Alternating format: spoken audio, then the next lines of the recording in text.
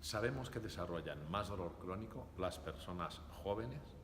aquellas que ya tienen dolor antes de la cirugía y aquellas que psicológicamente, y ahí es donde sabemos o pensamos que puede existir un contexto genético en ellas, están como predispuestos a desarrollarlo.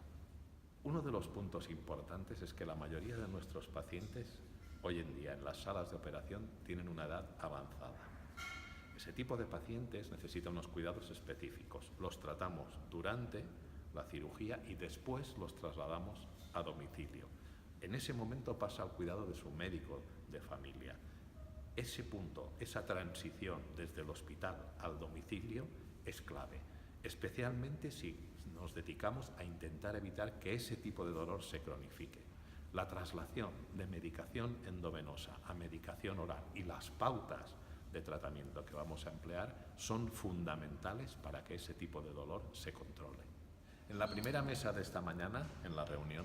uno de los puntos importantes que hemos conseguido centrar es que hay aspectos fundamentales, genéticos y de personalidad que influyen muchísimo en la posibilidad de cronificación. No todo es un fenómeno físico. Hay zonas del cerebro en las cuales se producen fenómenos de fijación que hacen que esos pacientes tengan más tendencia que otros a repetir o perpetuar el fenómeno dolor, de tal manera que se cronifique en ellos. Hemos visto también que podemos disponer de diferentes técnicas para intentar contrarrestar ese tipo de situaciones, pero lo que más nos preocupa es que aún no sabemos muy bien, porque todos los estudios no son completamente homogéneos, cómo llegar a predecir quién va a desarrollar ese tipo de problemas y quién no lo va a desarrollar. Bien. Pues esta segunda parte ha sido también muy interesante y se ha complementado perfectamente con la primera parte que ha sido más bien dirigida al diagnóstico, la importancia de la discriminación para localizar el dolor crónico posoperatorio. En esta segunda parte hemos abordado todos los aspectos de cómo tratar el dolor posoperatorio. Bien, se ha iniciado con una parte sistémica a cargo del doctor Tornero. Él ha comentado todos los distintos fármacos aplicables para lo que es el dolor crónico posoperatorio, basado en la máxima evidencia científica, llegando a la conclusión que realmente, con evidencia científica, a pesar de haber tantos fármacos, no tienen evidencia concreta en dolor crónico posoperatorio. Un poco desalentador, pero eso es la realidad. Sin embargo, tenemos que utilizar fármacos, aunque estén fuera de indicación, fuera de evidencia, pues habrá que utilizarlos, porque los pacientes tienen dolor y hay que saber que se puede utilizar. En segundo término, he hablado precisamente yo sobre los fármacos tópicos, es decir, local, sabiendo que el dolor localizado neuropático que figura en el dolor crónico posoperatorio llega a alcanzar hasta el 70% de los casos. Y en ese campo hemos hablado de los diferentes fármacos tópicos que son utilizables para el dolor neuropático, empezando por los antiinflamatorios no esteroideos que carecen de evidencia científica y por tanto no tienen validez a nivel tópico local. En segundo lugar, por parte de lo que son el parche de capsaicina al 8%, que sí está indicado en lo que es el dolor neuropático localizado de cualquier índole actualmente, que ha mejorado la nueva indicación que tiene el parche de capsaicina, y donde sí hay diversos artículos, incluso artículos, algunos metaanálisis, con 300 pacientes, otros con 500, y de ahí hay una serie de pacientes específicamente que se han sido tratados con dolor crónico posoperatorio con buenos resultados y, sobre todo, lo que es principal, de una forma muy segura, con escasos efectos adversos, escasos abandonos. Otro artículo que se ha presentado también de parche de capsaicina de Hans, y Haas lo que hace es comparar la pregabalina con el parche de capsaicina en pacientes con dolor neuropático de cualquier índole, que también tenía pacientes con dolor crónico posoperatorio, donde se ha visto que la pregabalina era igual de eficaz que el parche de capsaicina, pero sin embargo estos pacientes, el parche de capsaicina tenía más efectos adversos, o sea, la capsaicina no tenía efectos adversos, mientras que la pregabalina tenía más efectos adversos, por lo tanto más seguridad. Y después ha sido lo que es el apósito de lidocaína, que es otro fármaco seguro,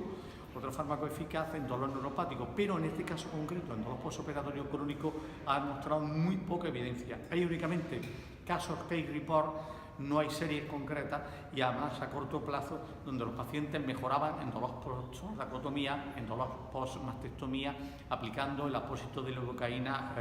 de forma diaria. Por tanto, como recomendación se ve que sí hay, los fármacos tópicos pueden ser importantes. A continuación, precisamente, la doctora de atención primaria, la doctora Ana García Romero, ha hablado específicamente sobre lo que son los algoritmos en los diversos tratamientos, comparando los fármacos tópicos y los fármacos sistémicos. Y precisamente viene a decirnos de alguna manera que en estos pacientes con dolor neuropático en general, no tanto con dolor crónico, estarían indicados fármacos tópicos, sobre todo como una primera línea en la mayoría de los algoritmos, en primera línea para lo que es el dolor crónico posoperatorio, el dolor neuropático en general, y si fracasaban se podrían asociar a los diversos fármacos sistémicos para poder tratarlo. A continuación, el doctor Insausti nos ha hablado de las diversas técnicas, un montón de técnicas que hoy el tema de invasiva se ha complementado con un arsenal terapéutico importantísimo, a base no solo de bloqueo sistémico de cualquier tipo, sino también de toda la electroterapia, lo que es la estimulación nerviosa, lo que es la radiofrecuencia, la reducción pulsada, térmica, etcétera. También con poca evidencia general, no hay demasiada evidencia, pero sin embargo tienen muchas posibilidades en casos desesperantes, sobre todo lo que es la estimulación dorsal o la estimulación periférica de nervios periféricos, o bien incluso la estimulación del ganglio dorsal de la raíz e incluso la radiofrecuencia del ganglio dorsal de la raíz, que se ha visto como una de las potenciales posibilidades para mejorar el dolor crónico posoperatorio. La doctora Pérez nos ha hablado de los últimos fármacos, de cuando todo falla, ¿qué se puede hacer? Otros fármacos que quizás no tienen la indicación concreta, como la toxina botulínica, pero que ya hay case report, hay series donde se ha utilizado en dolor crónico posoperatorio con buenos resultados analgésicos, y bueno, es un arma para tenerla ahí y utilizando, aunque sea fuera de indicación off-label, fuera de indicación clínica, pero que resuelven en algunos casos un tanto desesperantes de este tipo de dolor. Y por último, la doctora, la profesora Yolanda Castellote, que es fisioterapeuta y profesora de la Universidad de Jaén, nos ha hablado de la importancia del factor emocional. Igual que al principio habló el doctor Jordi Montero, estuvo hablando precisamente de la importancia del factor emocional, el componente emocional, donde el paciente es el que tiene el dolor y el que tiene que saber que tiene que tratarse el dolor y hay que incorporarlo al tratamiento. Pues nos ha dado armas, nos ha hablado del mindfulness y otras armas, y sobre todo la importancia de hacerle ver al paciente la importancia de que se implique en el tratamiento del dolor, sin el cual es imposible conseguir el suficiente alivio del dolor. Con esto hemos acabado la jornada de hoy. Creo que ha sido importante, ha sido un éxito importante por parte de los dos grupos de la Sociedad Española del Dolor. Creo que es importante unificar en una sola jornada, gracias al doctor Aguilar y a la doctora Pérez del Grupo de Dolor Neuropático. Creo que además todos los ponentes han participado de forma, pues desde el primer momento se han brindado a ello, y también darle las gracias, por supuesto, al resto de personal de la Sociedad Española del Dolor, a Clara y a María José. Para acabar de decir la importancia que ha tenido también la colaboración de algunas casas comerciales, fundamental, sobre todo Gurental, pero también Mundifarma, Lergan, etcétera, que nos han ayudado a colaborar, también Brown, etcétera, otras casas que han ayudado, todas ellas han sido importantes para poder también formar a los médicos. Yo creo que las casas comerciales tienen un papel relevante en la formación actual de la clase médica.